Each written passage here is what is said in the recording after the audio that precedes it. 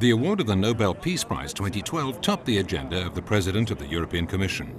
Last Sunday, José Manuel Barroso travelled to Oslo, Norway, to collect the Nobel Peace Award, together with the President of the European Council, Herman Van Rompuy, and the President of the European Parliament, Martin Schulz.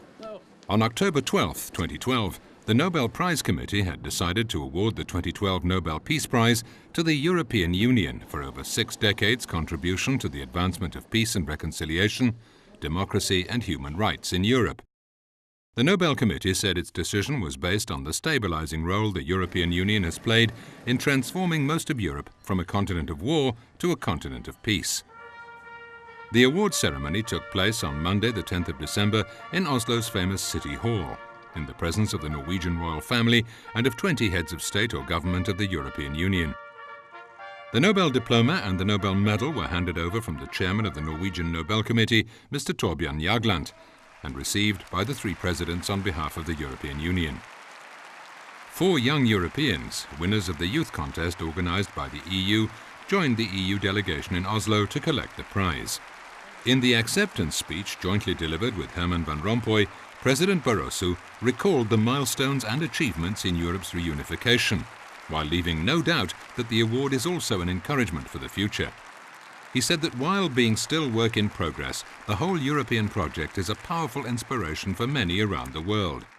He stressed the moral duty of the international community to address the current situation in Syria and paid tribute to human rights defenders all over the world who put their lives at risk to defend the values that Europe cherishes. Our union is more than an association of states. It is a new legal order which is not based on the balance of power between nations, but on the free consent of states to share sovereignty.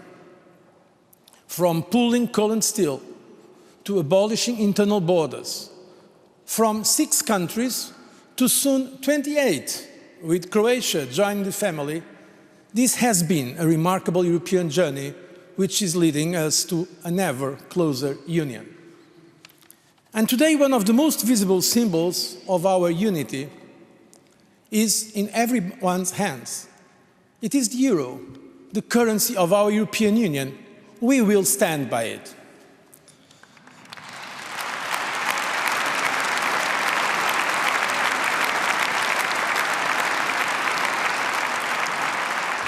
And my message today is, you can count on our creative efforts to fight for lasting peace, freedom and justice in Europe and in the world. Over the past 60 years, the European project has shown that it is possible for peoples and nations to come together across borders, that it is possible to overcome the differences between them and us. And here today, our hope, our commitment is that with all women and men of goodwill, the European Union will help the world come together for justice, for freedom, for peace. Tusen takk. Thank you.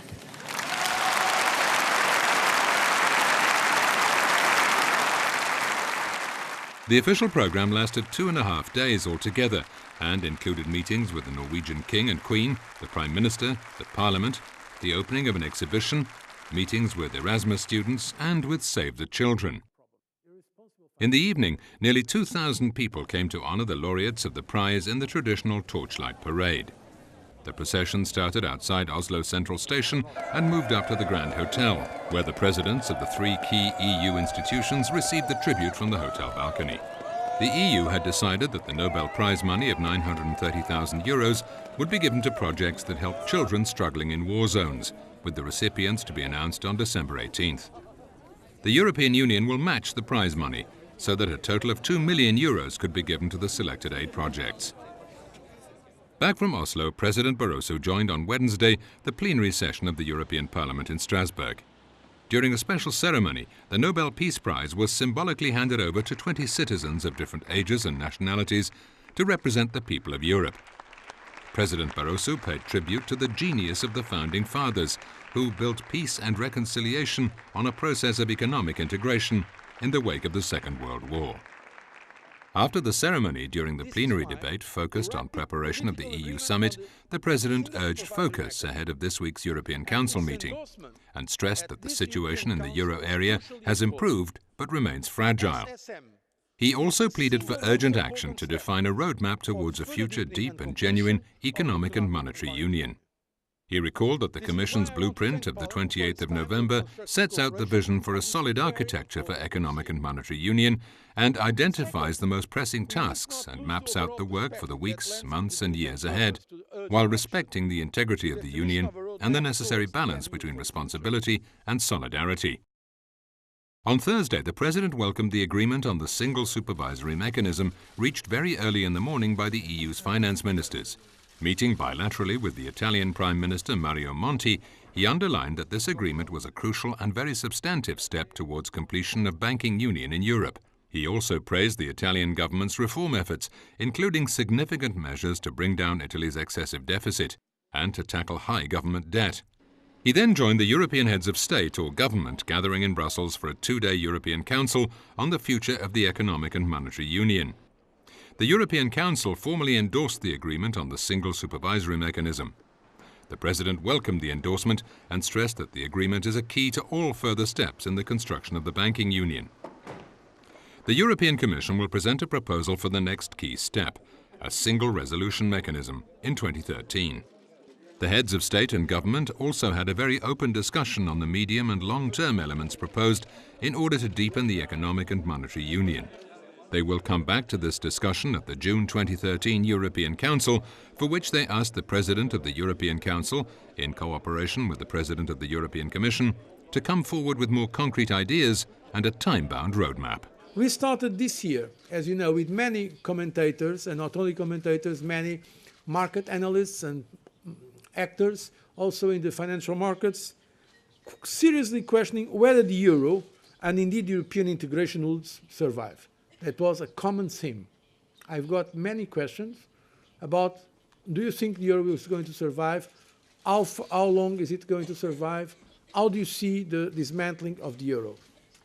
I think those commentators and those analysts have been shown to be totally wrong.